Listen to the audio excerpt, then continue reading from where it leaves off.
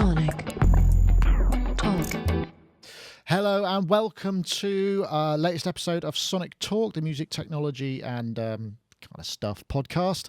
That's a terrible tagline. I should have thought about that before I opened my mouth. But honestly, it's really worth watching. If you've never seen this before, please stay tuned. There's lots of great stuff we're going to be talking about to do with the world of music production and electronic music and all kinds of other things as well.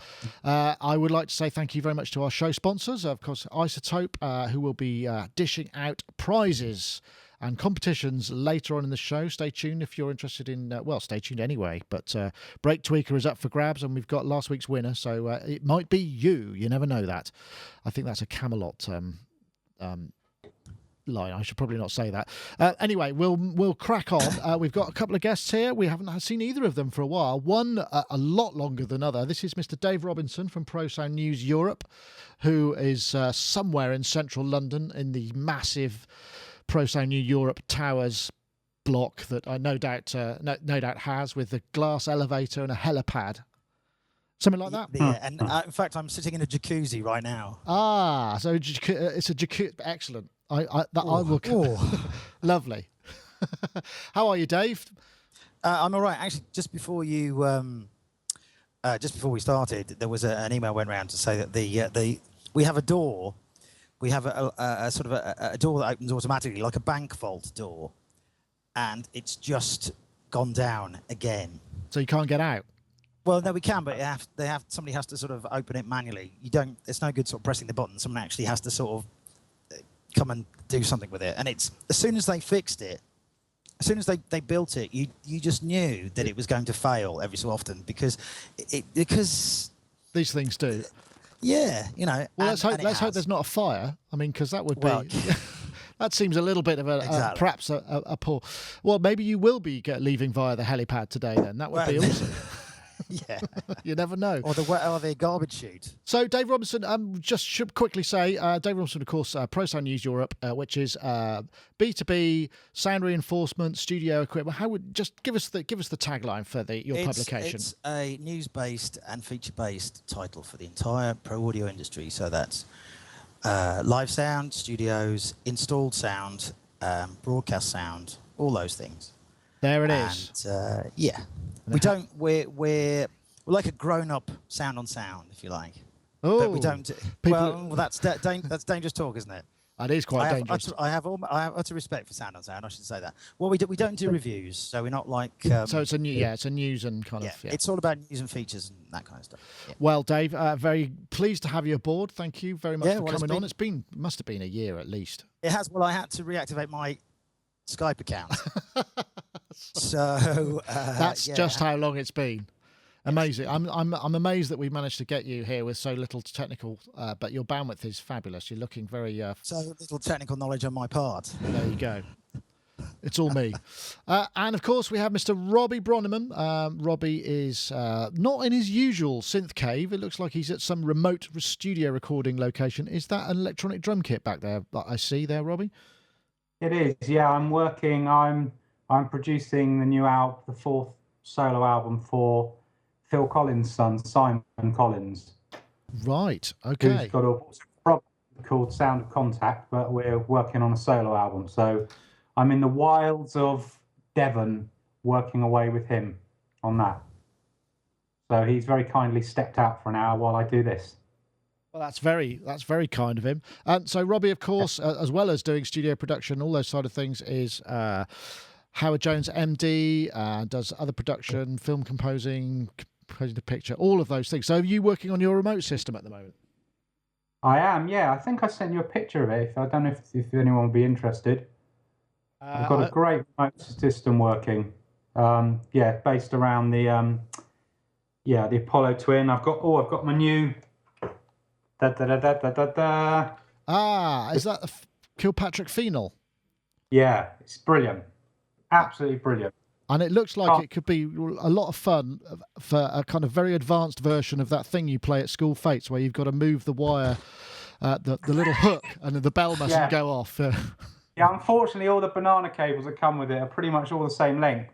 And I would say if you're thinking about getting one of these, you definitely need to order some banana cables, because it only comes with 10, and that's not enough for man nor beast. So get 20 of them, and then you can kind of really get some good stuff going. But it's brilliant. I think it's probably the most complete introduction into Euro rack if you don't want to buy a Euro rack system. Wow, that's saying something as well. Sorry, I'm doing all sorts of things behind the scenes because I'm just trying to EQ your boominess out because you're in quite a big room there. So I've just tinkered with that a little bit, but it's fine now. You're sounding great, and Dave, we've got you both. We've got a Broniman and a Robbo. I'm trying to think if there's a Robinson. Yeah, I know, but I was gonna. Oh well, anyway. So what's been happening this week? It's quite bizarre because summer, sort of, as we know, generally it's quite slow. The news kind of, you got to eke out stuff, and then suddenly it's just like blam. We've got tons of it, and this week is no. Well, it's no different. So I'm going to start with a video I shot at BPM. How you doing? I'm Manon. I'm the product manager for the Seaboard ride from a company called ROLI from East London. It's a 25-key controller that we are releasing just as of October the 9th. It's going to be the first expressive MIDI Bluetooth controller on the market, £599, and it's really something that is sort of the first of its kind for this price range.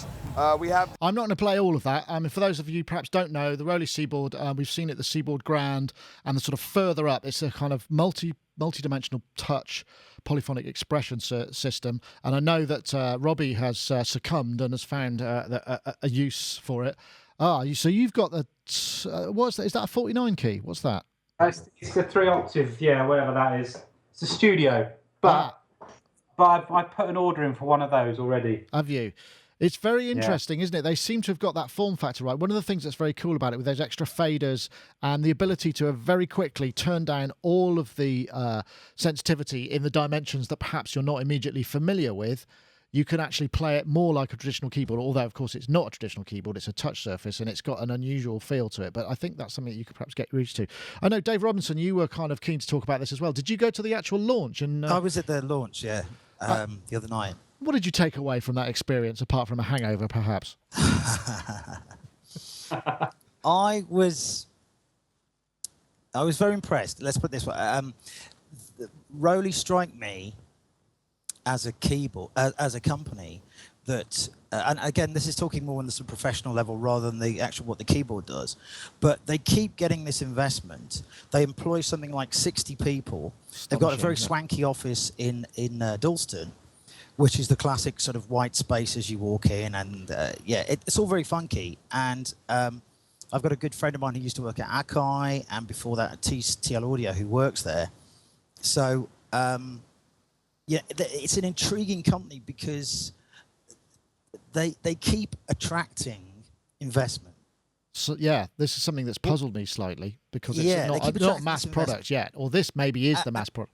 Well, this is the mass product, but it's still $599, which is going to be, a street price. I'm not sure what that'll be in this country. $299, maybe $399.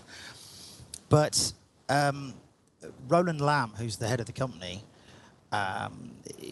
he's in the news a lot. They get into the mainstream press for being an innovative, forward-thinking, UK-based company.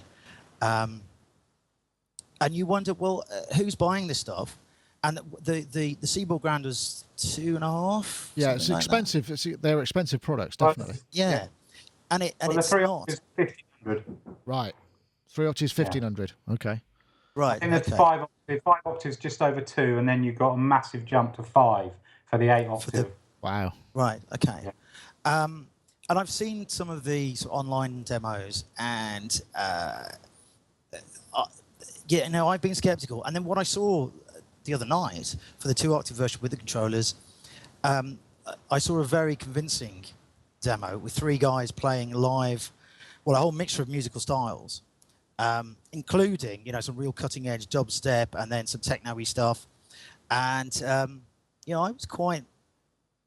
was quite convinced that there is something in there. But I wouldn't have said it was. I was surprised by the price. Yeah. Well, again, early adopters will take it on, and that price will drop, as these things always do. But it's not cheap. It's not cheap. I get the impression from talking, having an off-the-record chat with somebody there that the technology, the sort of three-dimensional control technology, is something that you could apply to, say, medical operations, to something that could be done in a different sphere. So it's a transferable technology. Right. So maybe that's once it reaches a sort of tipping point with a company, then they can go, well, actually, you could use the same code and you could put it into something else where sort of 3D control. Door lock keypads.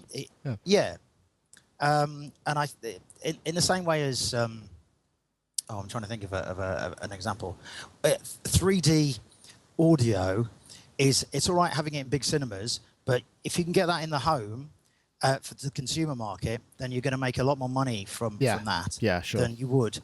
And of course, there's this sort of that So there's that kind of trickle down or sort of trickle across, I guess. That sort of move into a new vertical, and I think that's where it will ultimately make most of the money. I mean, this is all speculative, but it looks great, but I just wonder how many people are actually buying it, and how many they're actually selling to be able to sustain a company of 60 people and then get more money being thrown into it before somebody says, well, actually, I don't know anybody who's really got one or really uses it. Actually, you should say. Can I just say? Just to say, I am a fan, but but I'm also a skeptic in the longer term. Unless the longer term sorry, Nick. See, I've been on for so long. I just want to speak. Can't stop. Unless the longer term is producing revenue from something elsewhere. Other than maybe that's it. Right, well, we do have an owner here of the technology. I mean, one thing I found, I played with it a little bit, and I think because they've changed the profile of the keys, they've made them slightly chamfered. I'll come back to me. So there's a bit more of a kind of feel. But the one thing that I noticed, and this was something that I hadn't realised, is that the black keys and the white keys, effectively what are as it's laid out, if you play between two white keys and not on a black key, you're still playing the black key. And that's the thing I found a little bit hard to adapt to. I mean, have you found adapting to using that technique? Because I'm guessing it must be very much the same for the version you've got, right? Well, I mean, I know the difference is with the Rise. It's got, I think it's got a flattened top on the top of the black keys. Yeah. And you've got that white line, which kind of gives you more of an indication of where the orientation of the black keys is. I mean, I found that, as I think I've said before, that the first couple of weeks I had it, naturally I kept wanting to put my fingers fell between the ridges, kind of in the troughs, as it were, which is the exact opposite of what you want. Yes. And everything I did kind of sounded like a sick cow, in that everything was really kind of sort of off key and sort of just sounded like a wrong sample rate kind of vibe. But I mean, I've put the work in now, and I've spent quite a lot of time online watching people like Jordan Rudess give some tutorials on it, and I spent quite a lot of time kind of practicing the technique, and I'm really loving it now for all sorts of things. We've used it 2 or 3 times for major parts already on this album. I mean, I love it it's amazing for expressive lead lines, but I've been using it for creating movement within bass lines, which is great, for being able to do slides between notes and stuff. Before, you'd have had to draw on painstakingly ramps of pitch bend and all that kind of stuff. And you can do all that stuff so much more fluidly with using the Seaboard. So I'm excited about the little one, because I think, like you say, with those extra controls, I was always a little bit frustrated that there isn't anything on the Seaboard at all apart from the keyboard and the dial. Yeah. There wasn't even octave up and down buttons or anything like that. And I think with those added controls and that XY pad, I think you'll be able to kind of implement it in a kind of a much broader sense. So, and they're built. I mean, it is nicely built. The Seaboard Grand range, they're built by hand in Dalston, and when you actually play one of them and you realise it's an amazing object in terms of the design and in terms of the engineering. And I think the Rise has been mass produced, but they're trying to keep that same kind of quality about it. So I think I have a fit, and they're doing an offer where they're doing a special price for any Seaboard owners to get a Rise. But I think that it will find its place, because It's about the same kind of price. Well, maybe a bit more than if you're going to plump for like one of the top end Native Instruments keyboards. Yeah. And I think if you're looking for something a little bit different, you're looking to challenge yourself a bit differently, I think it will probably find a really good place in a lot of studios. So. No, Yeah. I think that's a very valid point, and because you can quickly turn down the sensitivity, and use it for triggering drums and things. How are you incorporating it? Because the difference between this and the Studio and the Grand is it doesn't have the built-in. It has the Equator synth, but not in Equator. hardware. No, it does. No, it doesn't have it built into the actual hardware. It has it as a software. Right. So Rise doesn't have the actual embedded synth, whereas the other ones do. So. But what are you playing to get that expressivity? How are you having to set that up? Because I think that's the thing that people are finding challenging. There's a little app that they've got which kind of interfaces between the keyboard and software. So I've been setting up stuff with Omnisphere using multiple, copy and pasting multiple sounds within a multi and doing that. And I've been using Equator a lot as well. I haven't actually used it. Funny enough, I was excited by the idea of it having a standalone synth effectively built in. But so far, I've still been using it with the Equator synth software directly running within Logic. Right. And it works brilliantly. I can record everything directly into Logic, manipulate everything back. And yeah, I mean, I'd like to see that Equator software expanded perhaps with some other interesting engines like some granular stuff and things like that. And I think they'll really be onto a killer thing then. I was flipping through some of the presets because it has actually got this Rise has got preset switches as well, so you can flip round, and that's also very useful. I think the thing that that some people are not sure about, it has Bluetooth MIDI, but you can also use USB MIDI as well. You don't have to use, and from what I saw, it felt very responsive because I was playing one and I didn't actually realise that it was using the Bluetooth MIDI. So that was something that that the latency. I'm guessing the caveat is you probably need the latest OS and what have you, and certainly on the Mac side, I don't know about the PC to take advantage, and possibly hardware to take advantage of the new low latency Bluetooth, which probably has to have the specific chip in the device rather than an iPad 1 or an old MacBook or something like that. Did you sorry? Yeah. I was just going to say one more thing. I mean, it's fair to say, obviously, we've gone from 5,000 to 2,000 to 1,500 for the Grands, and then 600 or whatever it is, $700 for this. I think that's quite a massive leap down in terms of price. And I guess the more successful the company are, the more likely that we may see something that's slightly more accessible again. Yeah, at absolutely. some stage when they can recoup some of their investment. Absolutely. Dave, did you play one at the launch? Did you actually play it? No, they had a room where you could go and have a fiddle about, but all the sort of booths were busy with there were other people in the queue. What? You didn't get past the velvet rope? Everybody got past the velvet rope. It was the one with diamond, with crystals and platinum that I the Swarovski rope. That's the problem. And again, I wouldn't have wanted to. The demo was very good. I wouldn't have wanted to show off my chops and be ejected.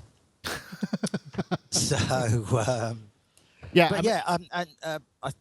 think you're right. The price will come down. Given it. The sales continue to happen, and then you'll see the street price obviously will be something that is the one to watch, but we'll see. It's an instrument, isn't it, as well. It's made of milled aluminium again. The Rise.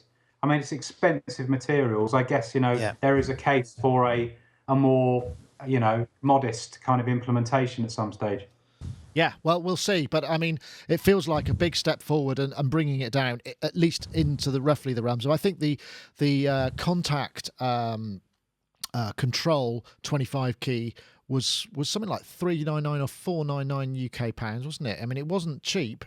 and that's only a 25 key. So, obviously it's a different thing and has different levels of integration. The other thing that was very interesting about this, and this was something that Manon said, is a lot of audio development, it uses a C++ framework called Juice, which is something that I think the guy behind they bought that Traction, yes, they bought it. So now they bought Juice. Exactly. So now he said it's a very simple matter. If you're compiling your audio software, he said, I don't know whether this is true, about 50% of applications, plugins and instruments are developed using the Juice framework, and it's a click box to basically integrate MPE into it, which is going to mean that we're going to see, hopefully, for them anyway, a much wider adoption of this kind of technology. And I'm guessing things like the Linstrument and what have you, I don't know if they use MPE in the same format. I would guess Roger Lynn, being a fan of standards, is likely to be using similar techniques as what have you. So, maybe this is something that's going to, just by force of adoption and availability, we're going to start seeing, and that's a good thing. Because a keyboard is a keyboard. You don't really get many advances in terms of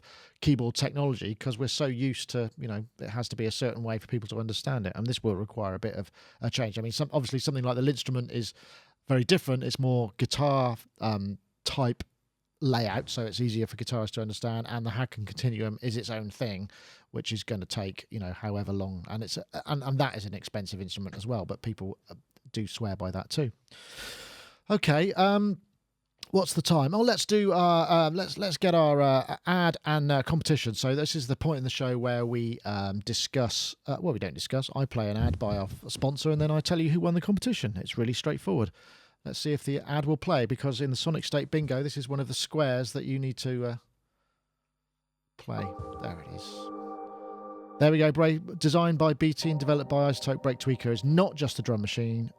It's a drum machine drum sculpting and beat sequencing environment that blurs the line between rhythm and melody. You can give your beats evolving depth that gets better the longer they play. It uses rhythmic slicing to drive everything from pitch melodic lines to sweeping rhythmic overtures. So you can top it all off with one of the best drum sample libraries in existence, curated by BT, iZotope and top producers. Explore a new era of rhythmic possibilities with this forward-thinking and forward-sounding instrument, and it is capable of some amazing stuff. The depth of synthesis in terms of drums and sample playback actually is really, really powerful. So as ever with all iZotope products, iZotope.com/Breaktweaker, you get a 10-day demo. Obviously you're not going to get all the sound libraries with that, but you should be able to figure out whether or not it's something that's going to work for you. And of course, we do have a competition. Last week, we asked you to tweet out Breaktweaker and Ultimate Beats, the two hashtags, and we have a winner in the form of a chap called Fuzulu, which is Fuzulu, as you would expect it to be pronounced. He has won a copy of Breaktweaker. If you want to get in touch with us, obviously his Twitter handle is @Fuzulu. If you can get in touch with us, then we can pass your details on to the iZotope Fairy, who will bestow this gift upon you, and you'll be able to then download all the packs and whatever it is that you require to run this on your very own unlimited fashion, and it's yours to keep. So thank you very much for entering. We also have another competition. As iZotope are extremely generous, we're giving away yet another copy of Breaktweaker, and this time you need to be on Twitter, as we've said before. You need to tweet the hashtag microedits, all one word, and Breaktweaker, all one word, to @SonicState and @iZotope Inc. Now, doing that will enter you automatically for the competition. Obviously, you've got 140 characters in Twitter, so please do pop something else in there. We know that both ourselves and iZotope will in fact monitor this, so if you've got any messages or just support or any of that stuff, put it in there. So remember, hashtag microedits, one word, and the hashtag Breaktweaker to enter the competition to @SonicState and @iZotope Inc. And once again, we thank iZotope for their continued sponsorship of the show. Very much appreciated. Right, okay, we can't avoid this. This is just one of those things that we have to talk about, and I'll see if I can fast forward it. You can guess what it is. This is the iPad Pro, the massive iPad, which is the brand new, and the stylus, which has been called the pencil because it's obviously something that Apple have invented. So there we are. I'm a little bit cynical about this because it's as Apple do in many ways, and this is a rare skill, I suppose, is taking existing technology that perhaps hasn't been widely adopted and tinkering with it until it kind of appeals to a more mass market, and then doing well with it. Obviously, the iPad Pro, I don't know. Dave, you're a metropolitan guy. I'm a man with a tablet. Are you a man with a tablet? Are you an iPad kind of guy, or are you? Well, I haven't resisted. Sorry, I have resisted the temptation so far. I use Apple Macs all the time professionally and in publishing and everything else. So, and also they're so expensive. I know this sounds. No, that's very true. That's very true. So I have mine's a Samsung thing, which does have a tablet. Which does have a stylus. But I don't buy into the whole must have the Apple thing. You know, I'm a fan of Apple, but I can draw the line, and well. No, I think that's fair enough. I think what I would say is I was looking at the specs of it, and it talks about having 4 inbuilt speakers and 3 times the acoustic output. So presumably they've just got a bigger onboard amplifier in there. I guess so, a bigger battery and everything, so they can run it for longer and power all the screen, and there's all sorts of things that it's got to offer. But again, maybe I'm just. Everybody will go, shut up, David. This is old news. But to me, something that says it's got Pro on it, it's not necessarily about being thinner and larger. It's about being better specified in terms of using it in a professional environment. So, I would like to see a USB cable or something else. USB connector, which we know why Apple doesn't do that. But again, it seems to be just relying on the little smart connector or whatever it is, the little. And it's not like they haven't got a whole load of real estate to put connectors on, is it? There's a whole all those massively long edges. Robbie, I know that you're an iOS user, and do you think? I mean, the thing in terms of music, I think the thing that this offers, particularly with iOS 9, is the ability for multitasking. And B, it is a much faster processor. I mean, is this something that you could see maybe integrating into your world a bit more? I mean, I use the iPad every day in the studio, and my main use for the iPad is a Logic remote, because I use it for custom sets of key commands and everything that I've set up for Logic, and I use it for a few other things, for riding faders occasionally. And I now use it with Absinthe too, which is great with that, because obviously you can do all the pad stuff. That's great, and I use the occasional synth on there, which I pipe in through my iConnect. In this case, in my portable setup, a 2+, and in the main studio, a 4+, or a granular thing like Borderlands or something like that. I'll mess with something and I'll bounce it back into Logic and I'll move on. I don't have the iPad as an integral. It's part of my system in terms of I've got synths piping in and out all the time. And I think really the iPad Pro, like Dave says, it's a shame, but we all know why there isn't a USB-C connector, because that would have been, with all the hubs that are available now, if they could have done that, then possibly you could have started thinking about, if people like Ableton brought out a iPad version of Live, use something like that in a live situation. It may be more convenient than a laptop, all those kind of things. But I can see why they're trying to keep very much a distinction, because otherwise you just kill laptop sales. I think it basically is going to appeal to illustrators and architects and people like that, who will find that interface between that really kind of high resolution pencil input device. I think that will benefit those type of people much more than it will necessarily benefit musicians. But having the extra real estate is always good for some of the fiddlier apps, I guess. And the power, like you say, it's quite significantly. I mean, they're making some claim, aren't they, that the power of it's like more powerful than 80% of laptops out there or something. Yeah, well, they say that. But I mean, so I think it's got its place, but I won't be suddenly rushing out to trade in my iPad Air for one of these. Right. But maybe next round I might think about having one of those instead of another one at this kind of size. But I don't think there's enough of it to make it that exciting. I think that's a fair point. I mean, I think the thing is, obviously, the immediate comparison is, obviously, there's a Surface Pro.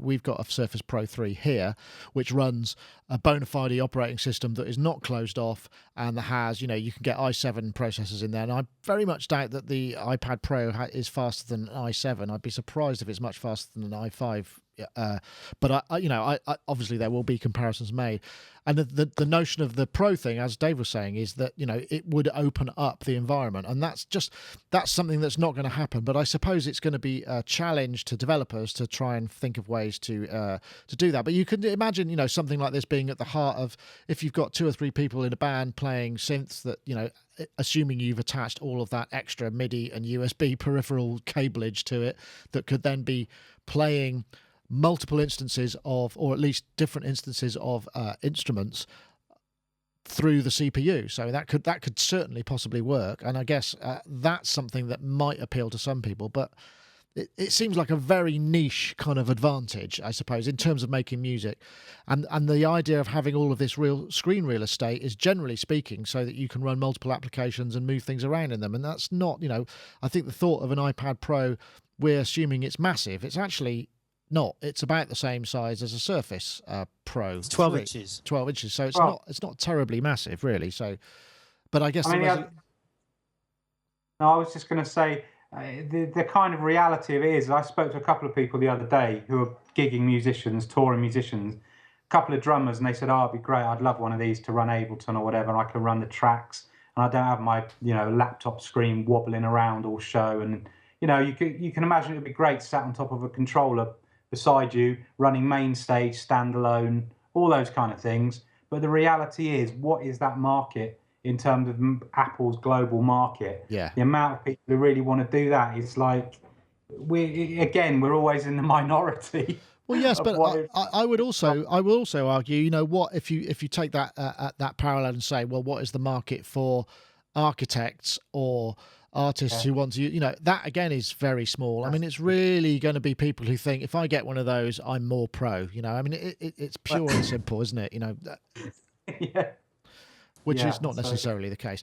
I don't think we'll dwell on it too more. I think it comes in about I think the bottom. What's the cheapest one? I think it's 600. Is it? Sorry, 700. 700 quid. 799. Yeah. So it's a chunk of change. There's other stuff you could buy. They've obviously had to work hard to try and fit that in, so you didn't go, actually, I should just buy an iPad Air, surely, or whatever. But it may well have use. I think where the key is, because obviously with iOS 9, there's an awful lot of new capabilities coming in. So once again, it's going to take a little bit of time between the release and when the developers catch up and start using it for and I'm sure we will be schooled by developers who go, you know what, I've come up with some really interesting things. And we've also got that Force Touch thing as well, which I think will make quite a big difference. And I suppose the size of the screen, you're going to be able to fit more controls on it. So from a synthesis point of view, it may well provide a better interface to the stuff that's it's small and cramped at the moment, and allow more stuff on the screen. But I think that's all we'll say on the subject at the moment. Well, can I just one yes. quick note? Is this? I've been reading a book called How to Predict the Unpredictable, which has proved to be a very entertaining read. And there's part of that is about getting shoppers to buy certain things.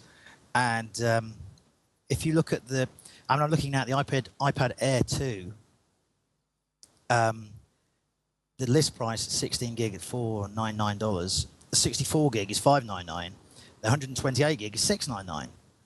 And the Apple play a sort of interesting psychology game, getting people to buy the middle one. Because if it said 32 gig for the middle one, you'd still buy it. But because you don't know how much gig you want. Well, maybe so, yeah. It's seeing what they've done here is it's quite interesting, because for the iPad Pro you've only got 2, and the second one is less than $1,000. So people are going to buy that one because it's 128 gigs. But do I need 128 gigs with an iPad? I don't know. Do I need 32 gigs? I have no idea. Well, it's got a 4K video camera, so I think that would probably fill it up pretty quickly. I mean, even at the compression rates they're probably using. So there is that. I mean, the cameras on these things are great, but I mean, we're talking about holding something with a camera up that's really massive. I mean, it already looks kind of great when you see tourists with, with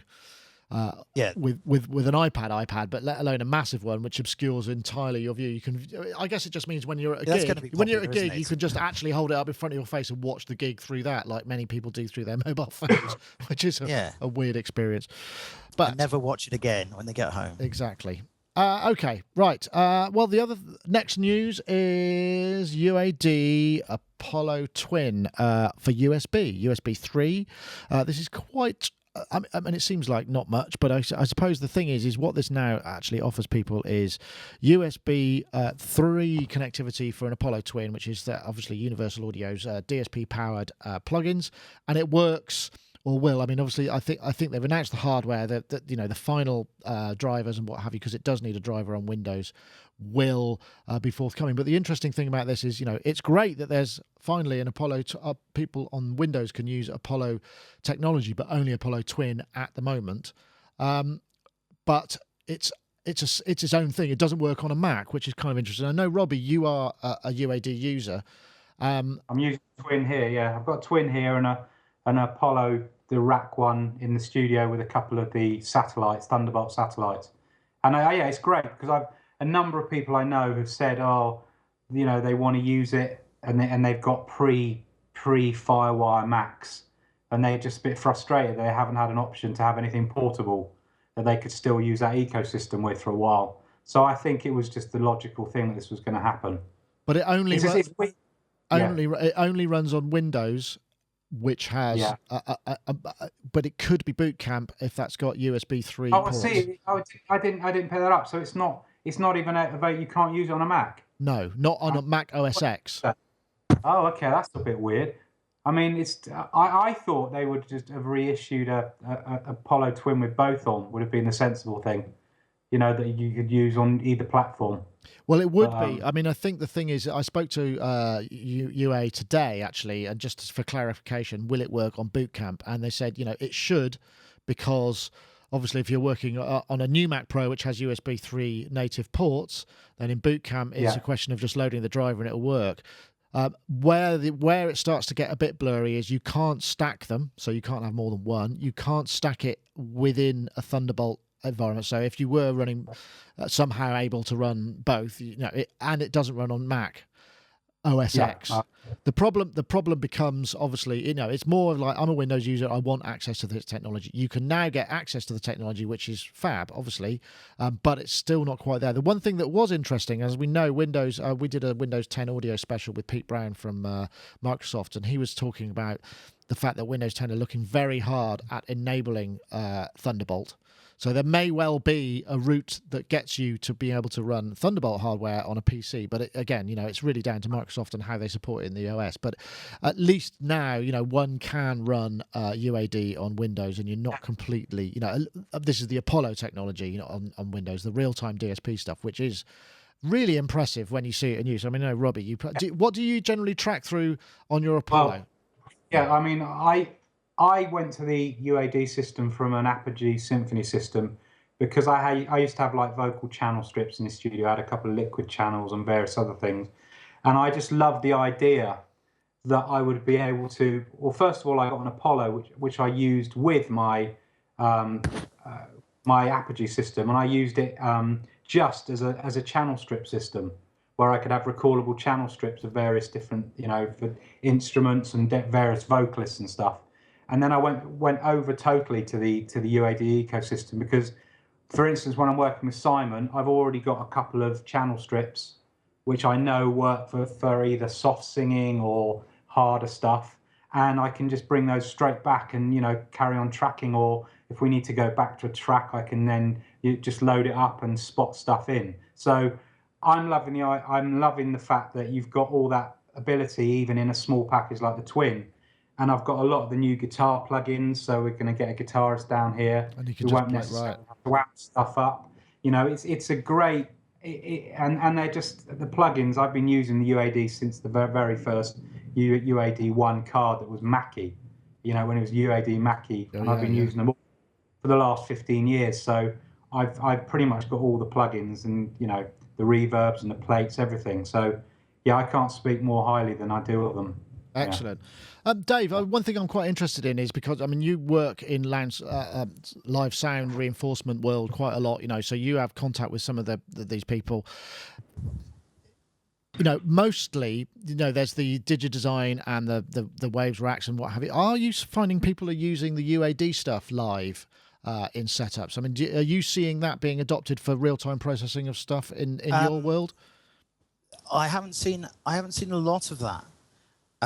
But I know it's an area that they are very keen. they want to kind of break out of the studio because, of course, there's only so many ways you can skin a cat, that being a studio cat. They'd like to have their technology in the much wider arena. I'm sure do you know what? I'm sure recently I encountered somebody who was using it, but generally, no, you see other names, which it wouldn't be fair to mention here, but it's something they're working on. Robbie, do you think what you've got there, is that something that could stand being bounced around, dropped on the floor, knocked around? Is it built for live environments? Yeah, I think the UAD hardware is the pedigree that they're built on as a company. Everything is incredibly well built, and I don't see why you couldn't use like Apollo racks or Apollo 16s to kind of pipe stuff in and out of a desk. I'm sure I heard recently that you can use some of the UAD cards in I can't remember whose live desks now. So you can actually get access to some of the UAD stuff directly within a live environment anyway. Oh, right. You might want to correct me if I'm wrong, but I'm pretty sure. I think you're right, and I should know the answer to that one, and I don't. Bad Dave. Bad Dave. Yeah, but, right. When you track through it, it's just like tracking through hardware for me. I don't have anyone who says I can notice any latency or anything. Everyone's totally happy to track through it. I think the figures quoted on the USB 3 version also is at 96K 24-bit, or 192 24-bit is 1.1 milliseconds, which is is fairly reasonable, right? That's I don't know anyone who's ever done a 192 recording. But anyway. So presumably it's less. Anyway, we've got a couple more topics I definitely want to get in. I know our chat room are very keen for us to talk about the new Roland boutique stuff, and then perhaps we can get on to there was a topic that you brought in as well, Dave, if that's all right with you. So this is video. This is video 4. So what was video 3? Oh, I know what video 3 is. This is video 4 though. So this is the teaser that just came out. Roland announced yet another range of products. Goodness gracious, haven't they only got better stuff to do, like sell their existing stuff? This is basically pulling on the heritage, obviously Jupiter 8, JX3P. Nice not to hear techno or dubstep in a promo teaser, I must say. And then Juno 106, of course, and then it finally ends up with the new range. They're calling it the boutique range, which looks like a series of 3 in 2015. We believe sometime in October. Here it comes. You can't see anything, but I can assure you adjusting the contrast actually gives you something like this. And let's see if I can scroll this up, and you might be able to catch it. I don't know if it'll come across because obviously you can't really see it there because of the differences between by the time it's gone through the video processing. There are actually mini keys here. These are 3 distinct units, which by implication of the above video would imply that there's something in the flavor of those particular synthesizers in there. Now I'm guessing, everybody's going, is it going to be analog? I think categorically, and I don't know anything, I have to say, I have tried, but nobody's told me anything. Probably not. It's going to be IRA technology, maybe that plug out kind of side of things is likely to have been leveraged to kind of create these. And, to be fair, some of those plug out stuff sounds good. So, it's not all bad news. Obviously, for some people, mini keys is a nightmare, but that looks more like your MC202 thing. Dave, I know, in your days at Future Music, you would have probably, before then, probably you would have come across these venerable old ladies of synthesis. Does this? I was a JX3P owner. Okay. And user until I had to sell it for to buy rent to buy alcohol. No, I can't remember. No, I sold it to buy something with it. I think I sold it to buy a D50 actually. Right. But I've got recordings of the essential sounds, which are the sync sweep sounds, and the sync mod and the sync sweep sounds. But yes, Roland have as a company, obviously with the new drum machines, the TR8 and what they've done there, they are recognizing there's a heritage that just won't go away, and people want it. And no matter what other keyboards they bring out in the meantime, the Phantom, wasn't it? That was one of theirs. Yeah. There's a distinctive sound and a distinctive requirement to keep embracing what's gone before, but to look at it a different way. And I guess with Korg, with their little, what they've done with their little The Volcas, yeah. Yeah, they've done something there. So Roland, who were bought out by a big American company last year. So Kakahashi, the original head of the company, is no longer there, and there's been a whole change in the management. So there's a new approach to what they do with these instruments. And somebody, I think, has said, well, let's go. The 106 had a really great bass line. The JX3P has sounds that people still want. And what was the other one? Jupiter 8? Yeah. Which, Jupiter 8 was Roland's response to the Oberheim. So it's something that people want, and I imagine that if they price them right, they will still do very well. Sorry, and, I've just seen it in the chat I'm room. excited. The speculation in the chat room is it's a JP08, JX03, and a Juno 06, all with mini keys and about as useful as a handbrake on a canoe. Which I like that. I like that analogy. But I would say, because Robbie, I know you've been using System 1. Is that right? Have you had a play with the System 1? I didn't jump on the oh dear, this is all just virtual bandwagon because my outlook on anything is, if something's good and musical, I don't really care if it's FM, additive, whatever it is, virtual. It's all to do with the user interface. The point in case for me is the OP1. It's not the most capable instrument, but it's a fantastic interface, and I use it time and time again. I go back to it all the time, and I'm having the same fun with the Phenol, because it's just such an immediate instrument. And I have a feeling like you say, that these are virtual emulations of those three synths. And looking at the one on the left, it looks like there's enough sliders there that could possibly be the Jupiter 8. Okay, it's mini keys, but if it's a USB thing, you can just connect it up to a 5-octave controller or whatever. Imagine you've got that and the Juno 106, and you can almost put 3 of those in a row above a keyboard and connect it to a master keyboard and have all that control of all, I think they'll find their place. I think in a way, if that's what they are, that's probably what I was expecting. If Yamaha had bitten the bullet and done a scaled down CS80 with all the sliders, they would have sold, I don't know how, off the scale. And I think probably these sell really well if they're a decent, I'm going to guess £600 each or something for these, £500 or £600. Okay, and that's I think interesting. For all those controls, I think probably, and I'm guessing they're probably styled exactly like the originals as well, with the same livery and the same type of buttons and all that stuff. People won't be able to resist that, will they? It's like sweet shop stuff. And I have to say, I will stick up for the CS. I've just, because I've just reviewed it, and I reviewed the DX, and I was, there's this thing about, there's this, it's like a sort of snobbery about it. If it's small, it's not professional, or it's not an instrument. And yes, the mini keys are a pain if you want to play, even if you've got hands as small as mine.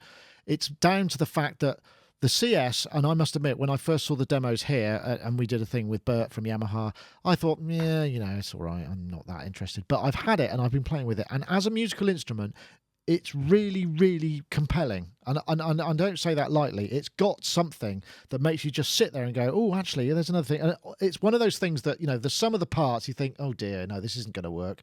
But it really does. It really works. And it has and I use the charisma word probably way too often, but it does have some sort of charisma to it, and it's very musical, and you can just sit there and come up with a really broad range of sounds, poly and mono. And maybe, that's the thing. I think that's good that people are, designers of any kind are focusing on the musical applications for anything. So if Roland do this, yeah, okay, maybe it has got mini keys, but as you say, Robbie, if it's got mini keys, but you can hook it up to something else, but it has a musical application and it just makes you want to do stuff, that's kind of, and it's not noisy and hasn't got any other faults, then, why the hell not? But as I say, I don't know anymore. And I know people are probably thinking I'm in the know. I really am not. So I'm afraid I can't shed any light on that. And I was talking a little bit earlier about this. It doesn't, as you say, it doesn't matter what the technology is, because the technology now, the virtual analog, analog, digital modeling, all of that stuff has got so good that the differences are, they are minimal. It's now generally more down to the relationship you have with the hardware. If we're talking stuff that's not a virtual instrument in software, let's discount plugins for the time being. It's down to the relationship you have with the hardware. And if you can have that relationship, like you were saying, Robbie, with the OP1 or whatever it may be, then that's the thing that is going to make you be creative. The distance between your wanting to do something and it actually happening is shortened, so you can be more fluent in it. And those are the things that are kind of important. So I think it's a bit of a red herring to think just about, it's cheap, it can't be any good, because it might be good. And, there are things that have been good and have been legendary in the past that are toys and rubbish and on paper look crummy and, all of those things. So, the System 1, like I say, was like a perfect example. I didn't have any experience of it, and I know I had that shallow key thing and all that business, and it's virtual analog effectively.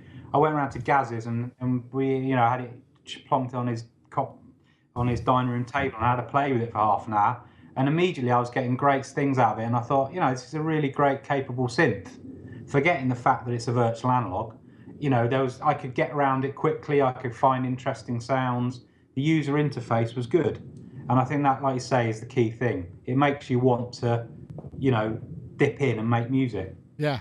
Has to be. Yeah, absolutely. Dave, is this sort of approach to design happening in the pro audio world with sort of live stuff? Because obviously, things have to be very instinctively and immediate for live control surfaces, for mixing desks, those kind of things. Because we flipped, didn't we? We flipped from all the channels in front of you to kind of one channel at a time to various different hybrids. I mean, is this sort of thing happening in that world a lot as well?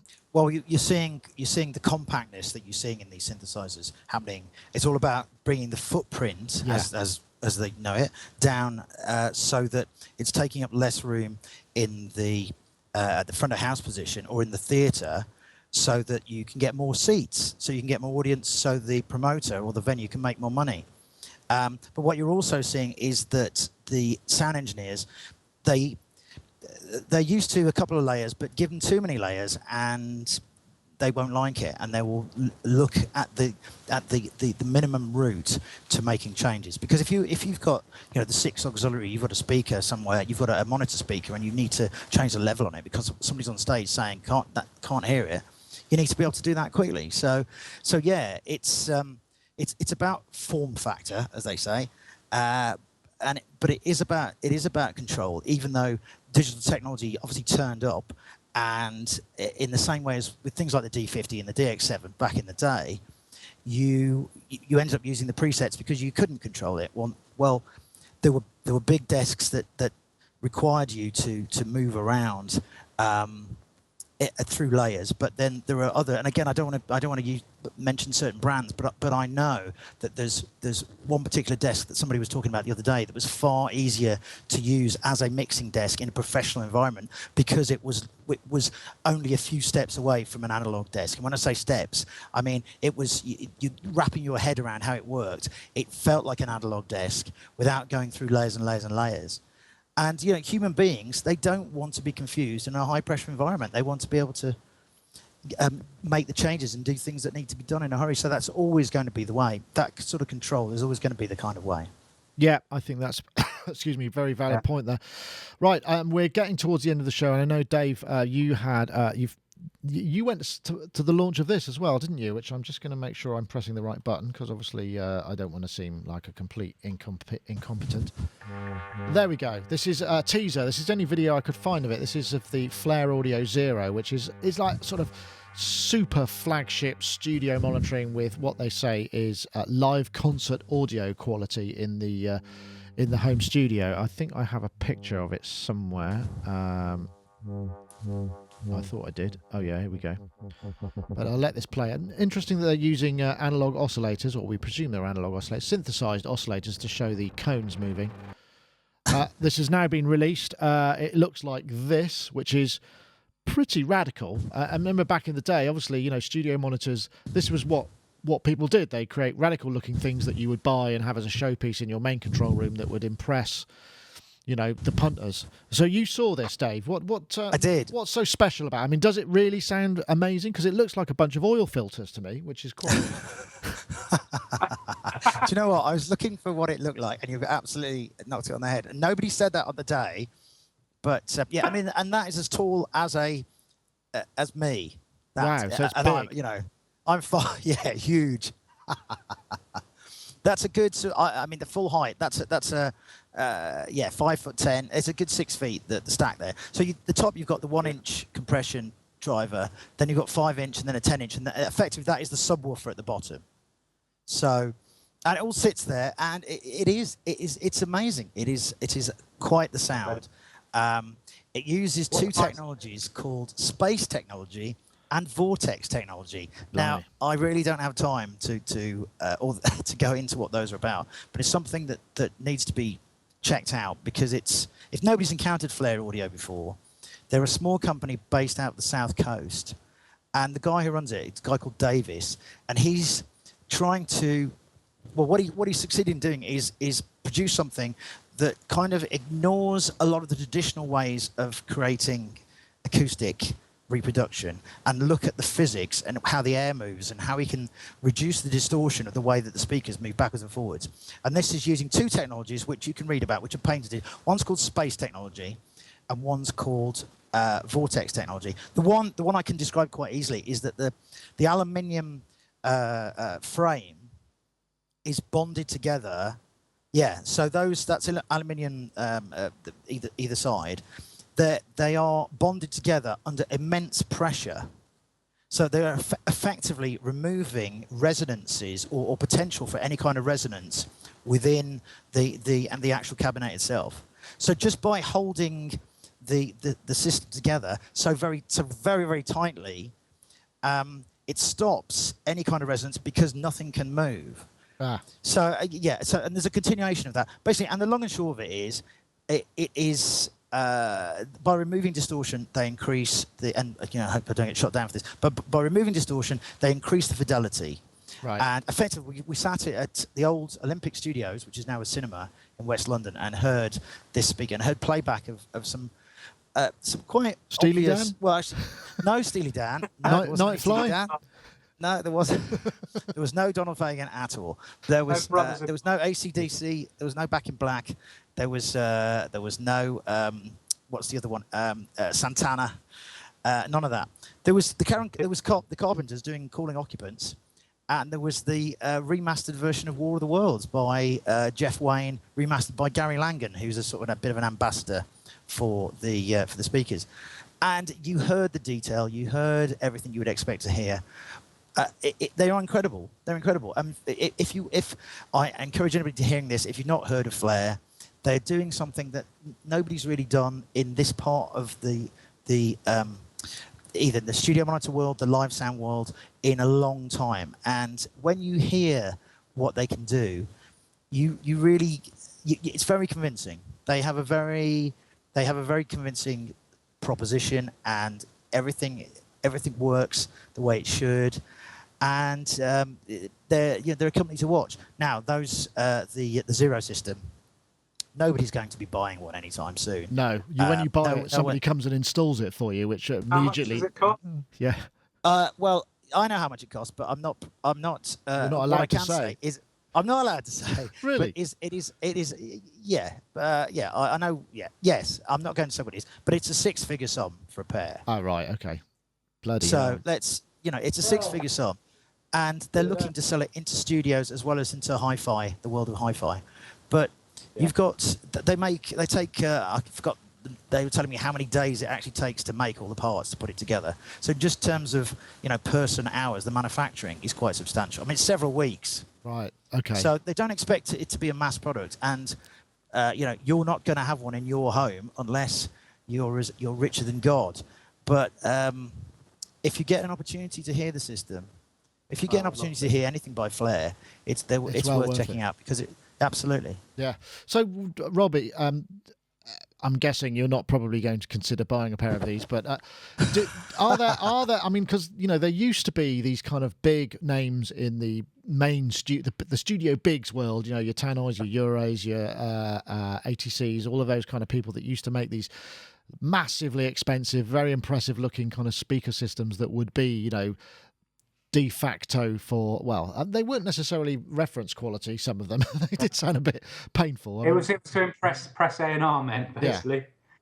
But I mean I've used I think you become, your monitor speakers are probably the one thing that doesn't change.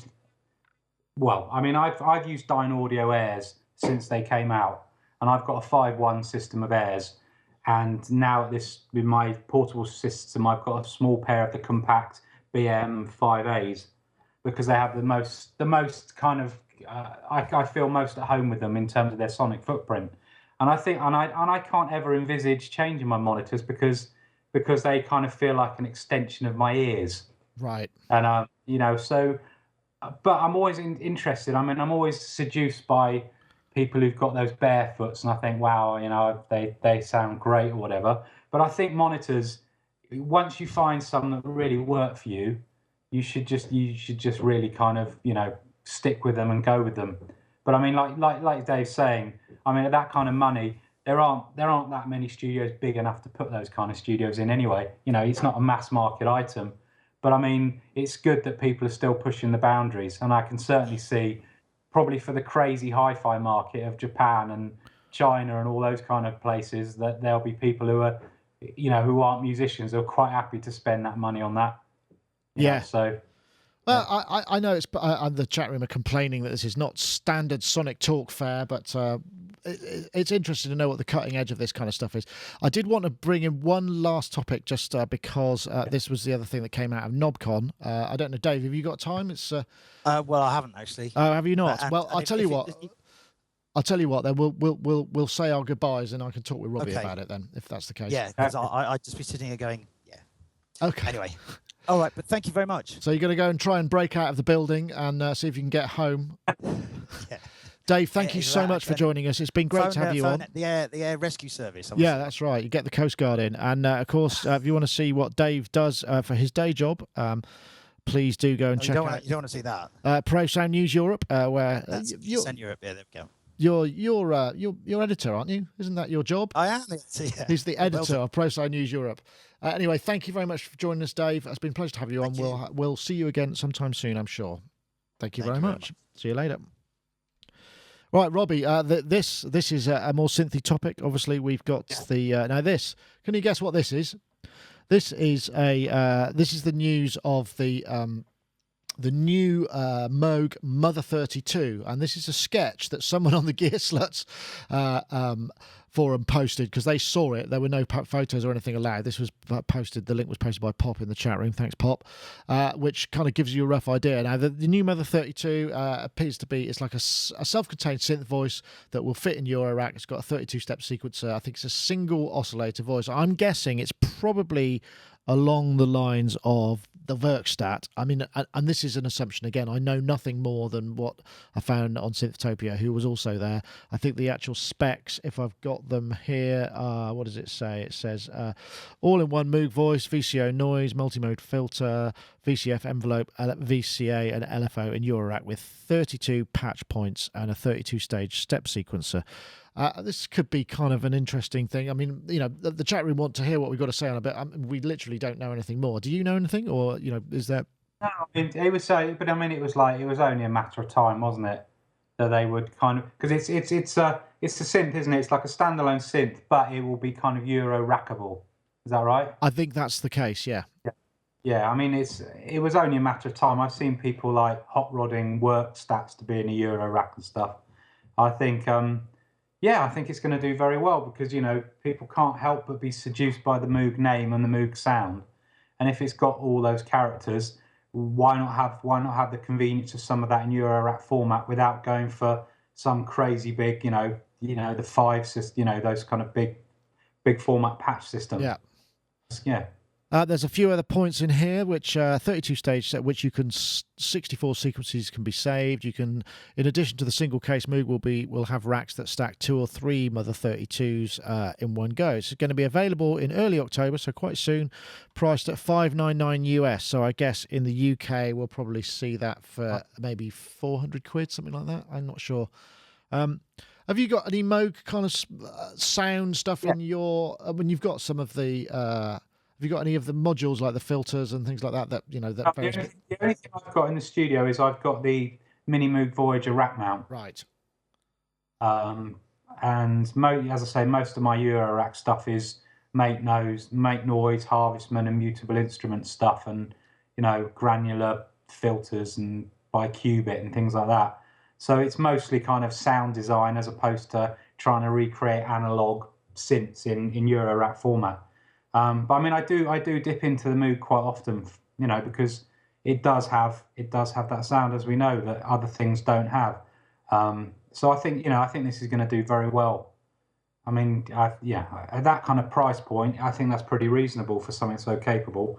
Particularly, like I say, there's something really appealing, isn't there? There's like the mutable instruments have that all-in-one module, as do who's the other company who do the Atlantis? I've got some of their stuff. IntelliGel. IntelliGel, they've got their all-in-one unit, and there's, even if you've got like a Eurorack system, there's something quite enticing about having so much. A single voice, yeah. The thing about a single voice is it means, for me, the first thing I bought in our modular system was a Dope A115, which is a single voice. I don't know if you can still get that, and it's got a couple of oscillators, filters, envelopes, and it just means that you've got those bits in one thing, so you don't need.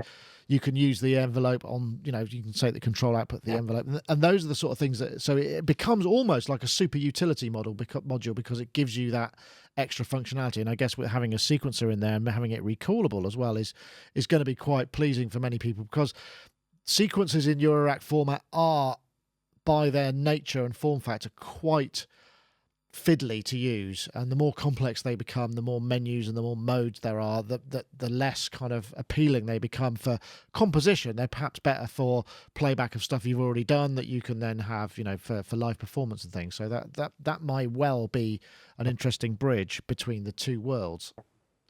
Yeah, I mean, I've just got the only sequencer I've got in Eurorack is the Metropolis, which I find great, because it's got the right balance of kind of hands-on stuff and not too much menu diving. But you're right, Yeah, I think this is going to do very well for them. And I don't think, some people are a bit skeptical, aren't they, of all the newer stuff from Moog, like the Workstat and developments into this, because they see it as Moog kind of just cashing in on the trends and stuff. But as long as the quality stays up and the sound stays there, I mean, there's absolutely no reason why they shouldn't stake their claims part of this market as well. Exactly. I mean, they're responsible in part for the history of their products is responsible for why we're here anyway. And I think it'd be interesting to know what the filter is. I mean, it says a multi-mode filter. I mean, if it's the same as the Sub 37, for instance, that would be very impressive, because the Sub 37 filter is really nice, and all the different drive colours that you can get into it. I mean, we will see. I mean, I guess we've only got to wait, another couple of weeks before we start seeing what this actually will be. And I don't know whether, our readers our viewers are likely to kind of be really up for this kind of thing. Because, I mean, it's funny, obviously we try and reflect the market, and what's happening. And at the moment, analog and Eurorack is really big, so we focus on it. Some people kind of get a bit sick of it, perhaps, because they're not in modular world. And if you're not there, it's sort of meaningless. You maybe have already made that choice not to get involved because it is too complex. But the thing about something like this is starting with a single voice is actually a really good place to start, because you can just fill your racks, as I'm sure you have done yourself, Robbie. And have you managed to hold off? You said you weren't buying anything else. No, I've got a completed system now that I don't have any desire. The only thing I've just got is I've bought a little mutable instruments MIDI CV PAL, so I can get two channels of MIDI CV and gate through by USB in a little 4 HP unit, which I've got to make up myself, which is a first. I've never done that. Whoa, so you're going to be soldering, you're going to have burnt fingers. Yeah, I can solder, but I've never actually had to make anything up meaningful apart from solder up a loom or something like that. So, yeah. I hope I don't... I remember those days. You remember the days when your fingers just hurt all the time because they've been burnt and you've had little bits of ends of wires poked into them and all. Yeah. God, yeah. Well, yeah. Roll-on wireless technology in many ways, but we have talked about that in the past. Anyway, I think that feels like a good place to stop. I want to say thanks very much to everybody. Thanks to Dave Robinson, who is not there anymore, but there's his machine. And also, Robbie, thanks for joining us too, and say thanks to your client for giving you the space to join us. And I found the picture. So this is your setup here. That's looking very... Yeah. Oh, you've got that... I'm really hankering after that. That monitor is amazing. That's the latest LG wide 34-inch, and it's fantastic. It cost me 500 quid. It's got Thunderbolt 2 on it, and it's got a resolution of, it's crazy big resolution. It's anything timeline based. It's brilliant. So you got two iPads there. Are they both using Logic Control?